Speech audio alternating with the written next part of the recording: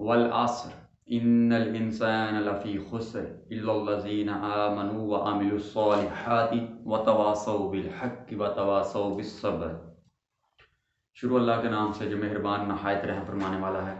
جی پوچھیں سوال۔ السلام علیکم حسن بھائی۔ وعلیکم السلام۔ آج کی مجلس کا پہلا سوال ہے کہ کیا مسلمان بننے کے لیے کلمہ پڑھ لینا کافی ہے؟ کیونکہ یہ اس لیے آپ سے کویشچن پوچھ رہے ہیں کہ کیونکہ کچھ لوگ میں نے دیکھے ہیں کہ وہ کہتے ہیں بس تیرے محبوب کی امت ہے، بخشے ہی جائیں گے، کلمہ تو پڑھا ہے۔ تو میں کہہ رہا ہوں کہ اس حوالے سے بھی کوئی کویشچن ریکارڈ ہو جائے، تو اس لیے یہ کویشچن ہے کہ کیا مسلمان بننے کے لیے کلمہ پڑھنا لینا کافی ہے؟ جی ٹھیک ہے۔ مسلمان ہونے کے لیے تو میں نے پہلی کلاس میں بھی یہ کہا تھا کہ کلمہ پڑھ لینا ہی ہمارے لیے ہے، کہ اگر ہم نے صدقے دل سے یہ کہہ دیا لا الہ الا اللہ محمد رسول اللہ تو ہم دائرہ اسلام میں داخل ہو جائیں گے۔ کہ مسلمان ہونے کے لیے ہمیں یہ دل سے اس کو ماننا ہوگا اور زبان سے اس کا اقرار کرنا ہوگا، ساتھ ہمیں نیک اعمال بھی کرنے ہوتے ہیں جنہیں اعمال صالحہ کہتے ہیں۔ کلمہ تو پڑھ کے مسلمان ہو گئے، پھر جو بھی اس مسلمان کے فرائض ہیں ان کو پورا کرتے ہوئے ہمیں نیک اعمال کرنے پڑتے ہیں۔ آج کی مجلس کا دوسرا سوال، کیا اعمال صالحہ ایمان کا حصہ ہے؟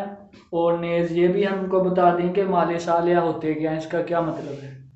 جی بالکل، جو نیک اعمال ہیں، اعمال صالح سے مراد وہ نیک اعمال کے جن کے کرنے سے انسان کا فیصلہ ہوگا کہ یہ اب جنت میں جائے گا کہ جہنم میں جائے گا، انہیں ہی نیک اعمال کہتے ہیں۔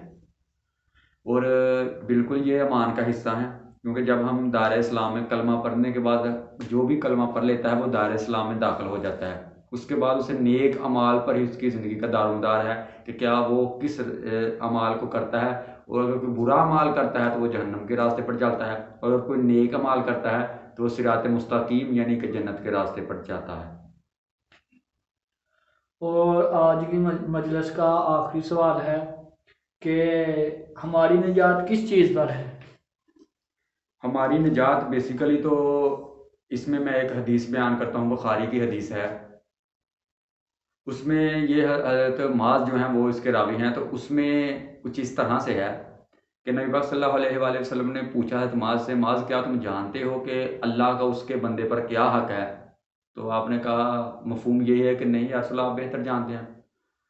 پھر آپ نے کہا کہ اللہ کو اس کے بندے پر یہ حق ہے کہ اس کا بندہ اسی کی عبادت کرے، اسے کسی کا اس کے ساتھ شریک نہ ٹھہرائے۔ اور پھر آپ نے بولا کہ کیا جانتے ہو پھر بندے کا اپنے اللہ پر کیا حق ہے؟ تو پھر ان کا وہی جواب تھا۔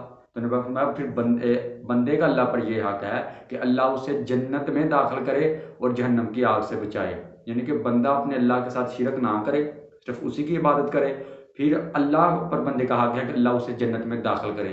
اور اسی طرح ایک اور حدیث میں آتا ہے کہ آپ نے فرمایا کہ جس نے بھی صدقے دل سے کلمہ پڑھا اور وہ مر گیا ایمان کی حالت میں، وہ جنت میں جائے گا۔